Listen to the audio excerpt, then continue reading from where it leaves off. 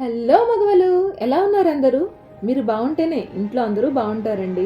మీరు అంత బాగా చూసుకుంటారు మరి ఇంట్లో అందరినీ. అందుకని ఇంట్లో వాళ్ళందరికీ మీరంటే అంత ఇష్టం. ఇష్టం అంటే గుర్తొచ్చేది స్వీటే కదండి. స్వీట్స్ అంటే అందరికీ ఇష్టమే కదా. ఇంట్లోనే ఉండి స్వీట్ తినాలనిపించినప్పుడు ఇంట్లోనే ఈ స్వీట్ని చిటికెలో చేసేసుకోవచ్చు అంటండి. మరీ చిటికెలోనా?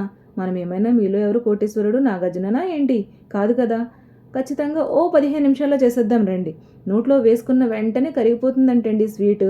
ఇంతకీ స్వీట్ ఏంటా అనుకుంటున్నారా? బ్రెడ్ హల్వా అండి.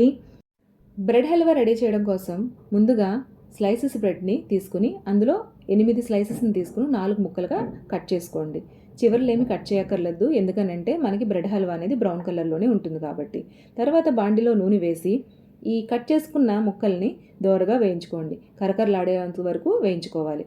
తర్వాత బాండి పెట్టుకొని కప్పు షుగర్ వేసి కప్పు వాటర్ కూడా వేసి దాన్ని పాకం పట్టించుకోవాలి. పాకం మరుగుతున్నప్పుడు మనం వేయించిన బ్రెడ్ ముక్కలు ఉన్నాయి కదండి, అవి పాకంలో వేసి బాగా కలుపుకోవాలి.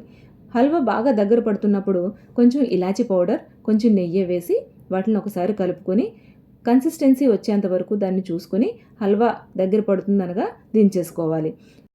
తర్వాత ఇంకో వెజల్ తీసుకుని నెయ్యి వేసుకుని మనకు నచ్చిన డ్రై ఫ్రూట్స్ని వేయించుకుని హల్వా పైన గార్నిష్ చేసుకోవాలి. నేను కాజు ఇక్కడ తీసుకున్నాను. టేస్టీ బ్రెడ్ హల్వా మీద గార్నిష్ చేసుకున్నాను.